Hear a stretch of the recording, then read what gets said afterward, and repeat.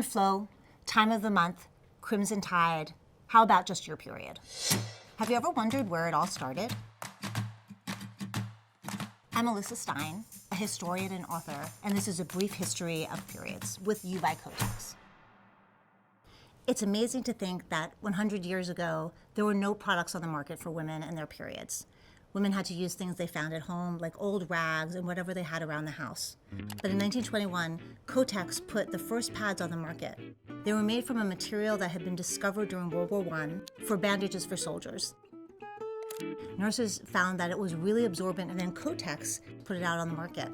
They were sold in a quiet blue box, and women would hand money to a salesperson and take the box away without acknowledging really what it was. In the 30s and 40s, Kotex started a program working with schools all across the country, bringing in educational materials. Through films, through printed material, through samples that girls could keep at home until they got their first periods, they took the conversation that was often uncomfortable or not had at all between mothers and their daughters and brought it into classrooms. In the 40s and 50s, Kotex did something that was truly revolutionary. During World War II, when more men were overseas and women stepped up and filled those jobs, Kotex created the Wonder Belt, and that made it easier to keep pads in place, which sounds archaic now, but at the time was groundbreaking and made it much easier for women to be out of the house for longer periods of time. In the 1970s, there was another innovation into period management: adhesive strips. It meant women didn't have to wear belts anymore, and it really changed the way that women dealt with their periods because they had a lot more freedom.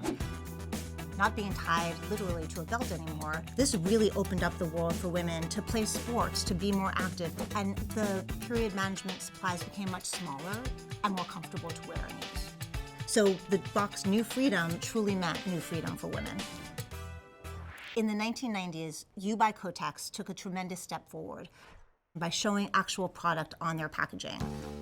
We finally saw a pad on the box. Before then, advertising and product development used euphemisms and words that we were all trained to know. By showing actual product on a box, it really started to change the conversation and made it a bit more easy. In the 2000s, for the very first time, red liquid was used in advertising.